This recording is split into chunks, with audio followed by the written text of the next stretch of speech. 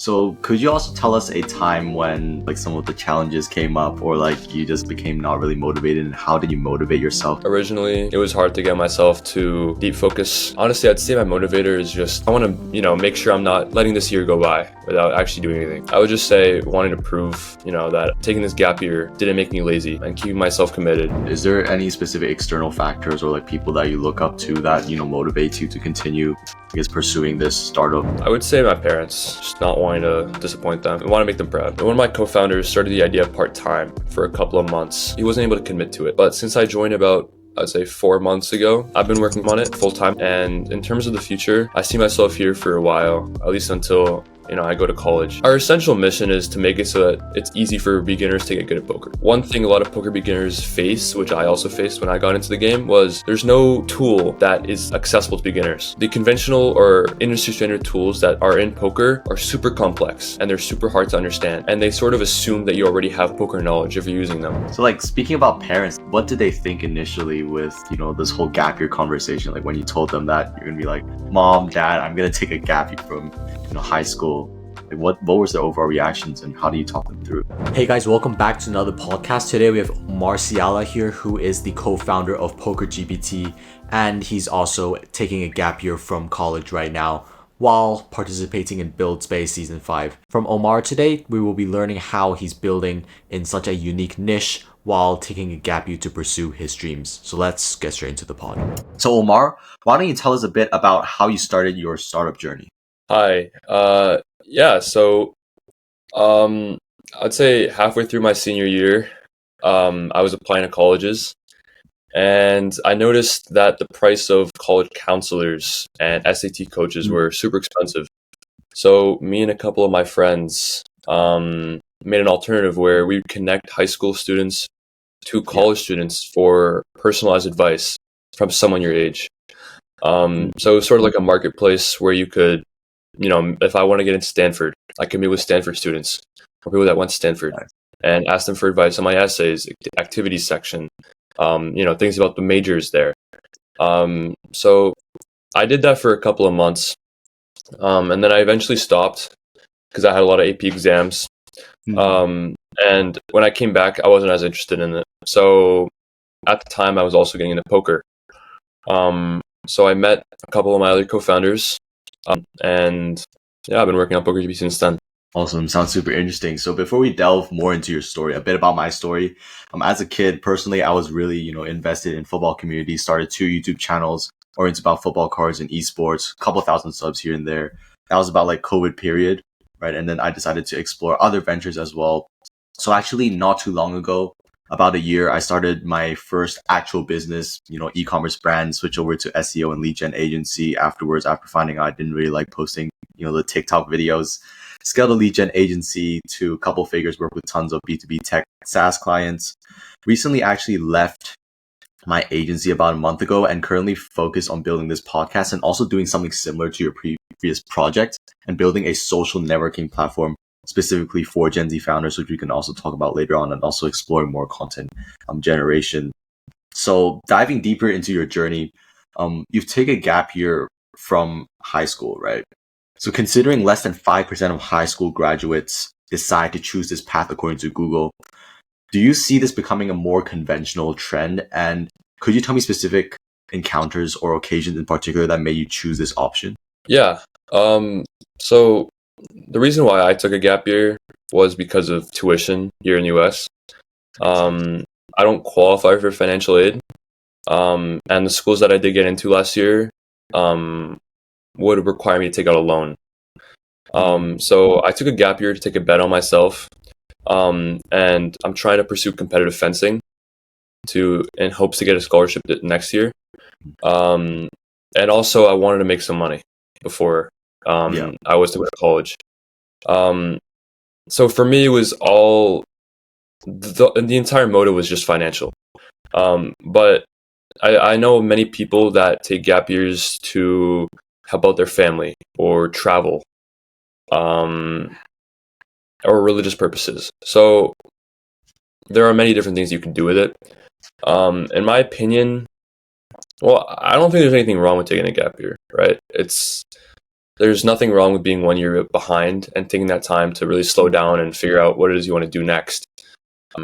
Especially if you have a lot of burnout from hustling yourself in high school. So yeah, I can see it being more conventional in the future. I mean, I know for a fact that a couple decades ago it was very weird if someone took a gap year. Yeah. And now it's a little bit more normal. So I'm sure that in the future it will become something that many students take. But yeah, I think it's nice.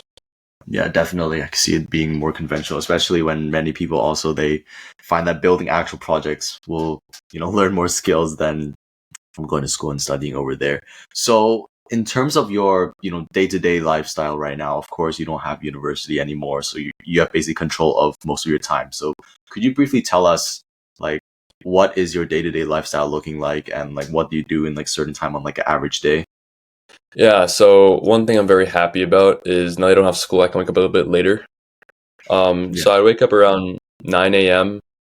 And I immediately just condition myself. I stretch, I go on a run, I go to the gym. And after that, I sort of take the morning easy. I've been getting into trading recently, teaching myself how to do it. So I usually just, look through, see if there's anything interesting. And then around 12, I begin work. So I'm obviously at PokerGPT, so we're currently working on a few things that take up, many hours of my time. So yeah, I'd say from 12 to 5, I'm just working. That's just like my deep focus time. And then around 5, I usually start getting ready for fencing. And I leave the house around 6 and I'm back at maybe 10 p.m. And then I eat dinner and then shower and then I'm back to work, really. So I'm keeping myself busy. Yeah, that's like a day to day. Nice, super clean, super solid. It's a couple hours of deep work. So could you also tell us a time when I guess this schedule didn't really work out for you, like some of the challenges came up, or like you just became not really motivated, and how did you motivate yourself to continue working? Yeah, I'd say originally it was hard to get myself to deep focus in the mid afternoon. And honestly, I'd say my motivator is just I want to prove I want to make sure I'm not letting this year go by without actually doing anything. I obviously took it for a reason, and I don't want to just rot in my room, playing video games or whatever. So I would just say wanting to prove that taking this gap year didn't make me lazy, and keeping myself committed. Yeah, that's what pushed me. Yeah, and like in terms of like this motivation, is there any specific external factors or like people that you look up to that motivate you to continue, I guess, pursuing this startup? I would say my parents, just not wanting to disappoint them, not wanting to just making them want to make them proud. I'd say, yeah. Nice. So like speaking about parents, like what did they think initially with this whole gap year conversation? Like when you told them that you're gonna be like, Mom, Dad, I'm gonna take a gap year from high school. Like what was their overall reactions, and how do you talk them through? I think they understood why I was taking it, and they agreed as to like the reasons, which is I didn't want to take out the loans for college. So they supported it as long as I kept myself productive and I wasn't just lazy. It was a pretty weird idea to them at first, but I think that as they got a feeling for it, they become more okay with it. Mm-hmm. Awesome. Interesting. So just speaking about like different communities as well, of course, like school is one of the communities. So you've been actually part of Buildspace. So what was your overall experience with Buildspace? Like, was it a life-changing community? Like, did you meet friends who you're still connected with? Yeah, it was great. I mean, during the 6 weeks of the actual program, I didn't really meet that many people through it. But I went to the live event in San Francisco at the end of it, which is where I met a lot of really interesting people. And I've definitely made a few friends from there. Yeah, so I really enjoyed it. I was really sad to see it, shut down. Yeah, it was great. Like delving deeper into like Buildspace, like what are three, I would say, like top aspects that you really enjoy about this community? I would say the first was everyone was just doing their own thing, and it was just really cool to see how different everyone's ideas were. When I went to the live event, like the people that I got closest to, everyone was doing something different. Some guy was doing like what you're doing. He's like running a podcast for like founders. Yeah. Another guy was building like a news like chat. So just seeing how everyone could pursue their own idea to 100%, and connect, at the end, was really cool. I'd say that was definitely the biggest thing. Yeah, it makes sense. So, like, talk about more about PokerGPT, since this is the project that you're working on. Like, what's the overall timeline? What's, I guess, like the overall end goal of the product? Yeah, so one of my co-founders started the idea part-time for a couple of months. He was busy with other things, so he wasn't able to go. He wasn't able to commit to it. But since I joined about, I'd say 4 months ago, I've been working full-time on it. And in terms of the future, I see myself here for a while, at least until I go to college. So our essential mission is to make it so that it's easy for beginners to get good at poker. One thing a lot of poker beginners face, which I also faced when I got into the game, was there's no tool that is accessible to beginners. The conventional or industry standard tools that are in poker are super complex and they're super hard to understand. And they sort of assume that you already have poker knowledge if you're using them. So what we're trying to do is we're trying to translate all of that, complex charts and numbers into natural language, making it easy for a beginner to understand the game. And especially at a time like this where the game is really growing fast, the need for a tool like PokerGPT grows. Got it. So, like, with the overall revenue model, like, what is it? Like, what's the overall business model right now? Like, have you considered that? Yeah, so right now we have a monthly SaaS subscription for $20 a month, which gives the user unlimited access to PokerGPT. We also have a free version, but it has limited access. Got it. So, like, delving deeper into the algorithms, like, what's the overall, I guess, like, tech stack that you guys are using right now with like machine learning? So we're using Next.js for everything front end. In terms of like how we're training our model, we're currently using the OpenAI API. And what me and my co-founders did was we trained the model on a bunch of past poker hands, and we've given it analysis, and through this, it's just gained a ridiculously strong understanding of the game. We've done a lot of other things, which I don't want to, completely share, but through like the culmination of all our efforts, PokerGPT is now unbelievably good at poker, which is our goal. So yeah. So initially, like, how did you find your co-founders as well? Like, was it from an online community, or was it Buildspace? Yeah, so I met my co-founder, which is my CEO right now, Victor. He was playing in a high stakes poker game that was being live streamed online. And I don't know if you've ever heard of it. It's called Hustlers Casino Live. And he was wearing a little PokerGPT hat. So I saw the hat and I reached out. I originally was like, oh, what's PokerGPT? So I searched it up online, did some research. And I was working on my own poker startup at the time, which was a little bit different than PokerGPT. So I found his Twitter and DM'd him a bunch of advice and feedback I had on the platform. And from there, we connected and we realized that our goals aligned. So we decided to partner up pretty much and work on PokerGPT. Awesome. So delving deeper into like this whole outreach or like networking advice, like for someone who also has like a similar vision or similar alignment, like what are some factors that you personally like assess as well before like merging two startups together? Just making sure that you're committed to what you're working on. Making sure that it isn't something that you're going to give up in the next few days. I would say obviously sharing a common goal in the future is important, but also making sure that you guys are motivated or are disciplined enough to continue working on that idea no matter how hard things get, because obviously things are going to get hard at some point.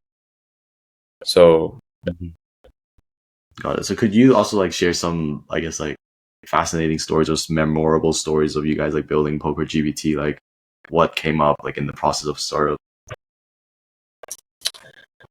yeah, so when we first decided to work on this together, I was actually in SF for the Buildspace event, and he already knew our other co-founder, which was our CTO, and they pretty much like told me like, what if you just came to Toronto? So they're both based in Toronto, and they actually have an office in Toronto, and I was in Boston, and they pretty much told me like, you could go back to Boston and work remotely, but what if you came to Toronto and worked with us like in person? So I booked a flight, and a week later I was in Toronto for the first time with pretty much no plans.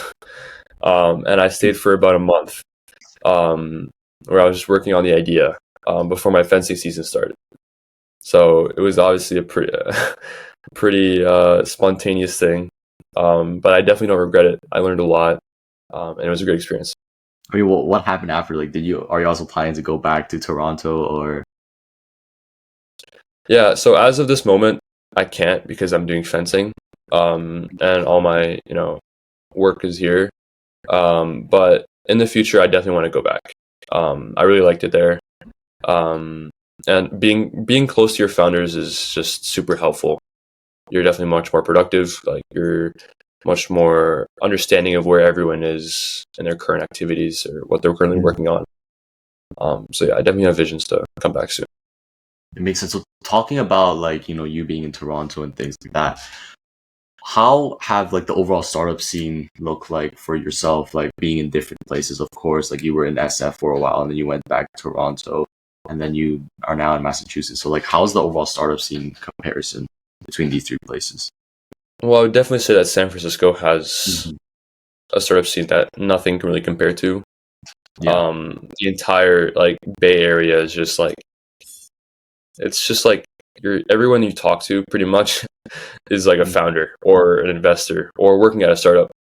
So there's not much really like, if you want to work in a startup and you can go to SF, you should go to SF. There's not really another city. Yeah. Toronto was also great. I think it's kind of like the SF of Canada in a way. There were a lot of founders that I met while I was there. I would play poker with other founders. So SF was also great. I would say Boston isn't really much of one. Boston is more of just like a corporate. It's a big corporate environment, but there's also many schools like Harvard and MIT where there's a lot of students there that are interested in startups. So I'd say all three they have their pros and cons, but there definitely are the differences. Yeah.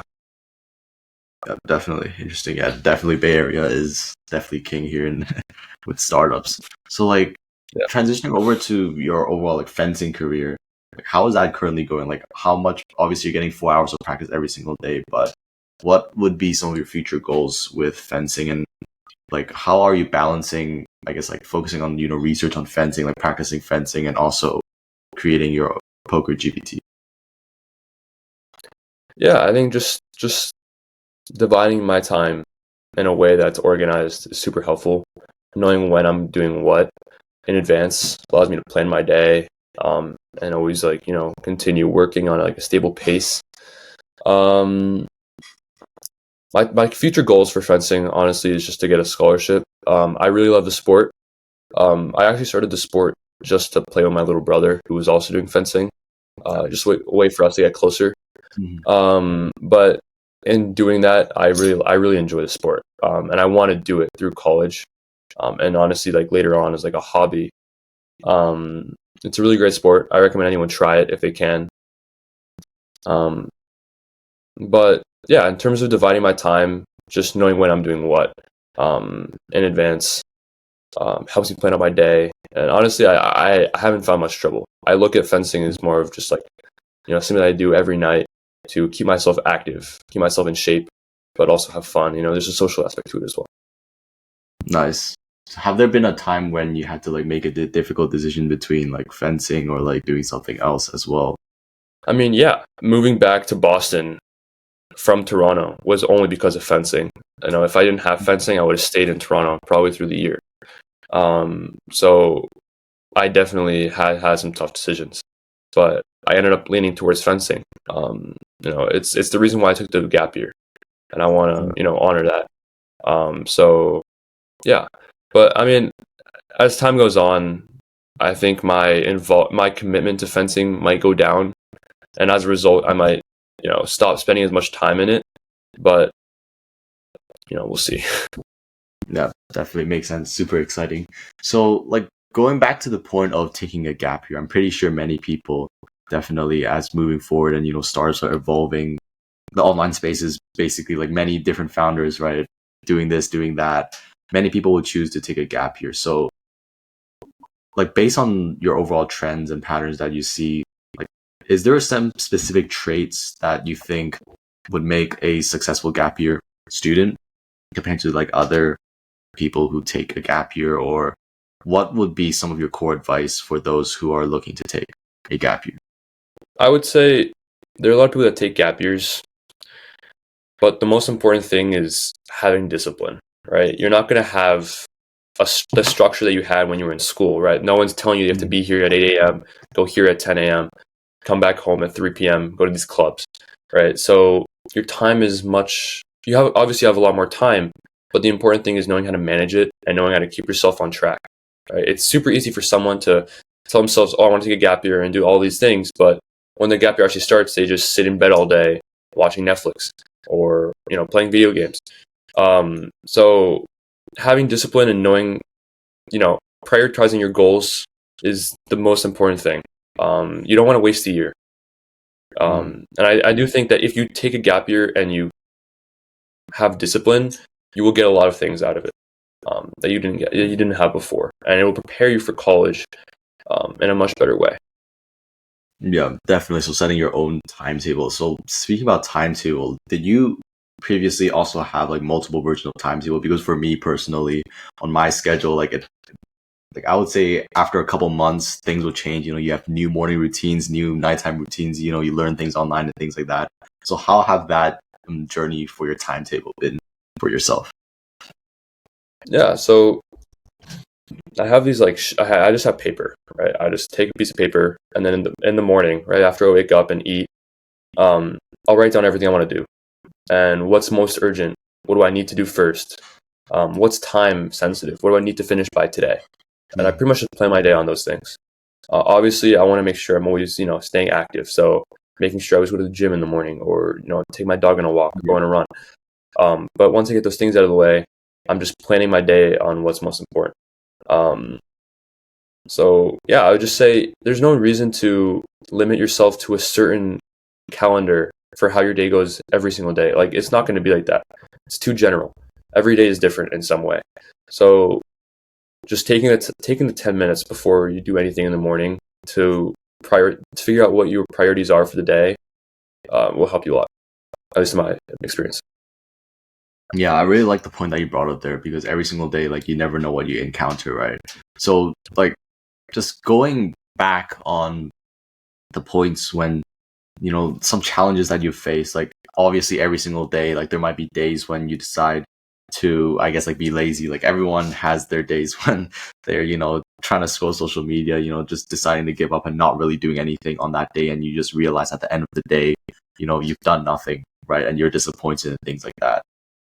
What were your strategies to like overcome this and just falling into the loophole of just saying, oh my God, look at today, look at yesterday, I really wasn't productive. So, you're just going to continue falling in the hole. I would say my motivator, I don't know if it's probably not good, probably bad, but it's just like anyone I don't like in my life, or I don't agree with in my life, I just tell myself, like, if I'm going to be lazy, that's what they're going to want from me. They want me to be lazy, right? So I just tell myself, like, prove them wrong. Don't be a bum and like let them watch you and laugh, right? Instead, do your work and, prove yourself. So yeah, I don't want to waste my time. I don't want to be super old and wish I didn't, I don't want to be like 80 looking back at my life and saying, oh, if I was more disciplined in this gap year, I could have done a lot more, which obviously isn't going to happen, but just keeping myself accountable and, not wanting to waste any time. Makes sense. So maybe like printing a photo of the people that you don't really like, just sticking it right in front of right in front of the wall, so then you can like straight look at them. Super interesting. So like summarizing everything, what are some future goals or future visions that you have? Like, let's just say you get the scholarship, right, and you go to college and things like that. Of course, I know many unexpected things can happen. Maybe COVID round 2 comes up or something, but like in general, like what do you want to do with your life? Like what's the overall vision, purpose here? I would say for the longest time, I wanted to be a startup founder. I want to work in a startup. But I think working hands-on an idea like PokerGPT has sort of humbled me on how difficult it actually is. And through reflecting on, how everything's gone so far, honestly, I'm not too sure if I still want to do it.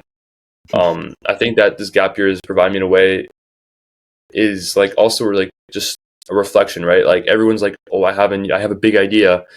I'm going to work on it and it's going to be huge, but it's much harder than it looks. It's much harder than it seems at first. And I think I'm really grateful to have realized that earlier on. So in terms of my future, I would say I'm honestly not sure. Trading is trading with math is super interesting to me. So, anything in that realm, I'd say the finance tech space, with like just a technical approach to finance is something that I was really interested in. I've been fascinated by the market since I was a kid. So yeah, if I had to guess, that's where I would go. Nice. Awesome. So like one final thing, which is like from all of the advice that you've heard, online, like there's so much different advice, we're in an era where information is just such a heavy thing. Being selective is really key. So what would be that one biggest advice that you've heard from someone that you really enjoy and that you really live up to? I'm not sure, to be honest. I wouldn't say there's one piece of advice that's really pushed me. I would just say commit to something. Like even if it's like not comfortable, just do it. It'll probably, whatever, they say whatever doesn't kill you makes you stronger. So just do it, and see what happens and reflect on it. And yeah, just don't hesitate. That's my piece of advice. Don't hesitate. Awesome. Omar, I really appreciate you hopping on the Gen Z Fasting. I'm pretty sure you're an inspiration to many people who are trying to consider gap year. As we've definitely all heard from the news, right? This whole college debt and things like that are racking up. Like people are falling into this trap of just not being able to pay off college debt. And was it really worth it at the end to go to college? For some, obviously, yes, when you're doing like a medical degree. For others, not really. But you're just really a true inspiration for people who are considering this option, taking gap year. So Omar, really wish you the best of luck with PokerGPT and everything you're building. Hopefully you find success and also get that scholarship. And to everyone listening, feel free to contact Omar. I'll link all of his descriptions in the bio. One of the things with this podcast that I really want to be building and really is connecting is just speaking to other people, right? So for example, if you're in a position of deciding, whether to take a gap year or if you're super interested in poker as well, you should be reaching out to Omar here, right? Because he'll be more than willing to probably hop on, a 5-minute conversation or, just a coffee chat, speak with you. So yeah. Other than that, hope you guys enjoy the podcast. Until the next one, peace out. Bye. Thank you.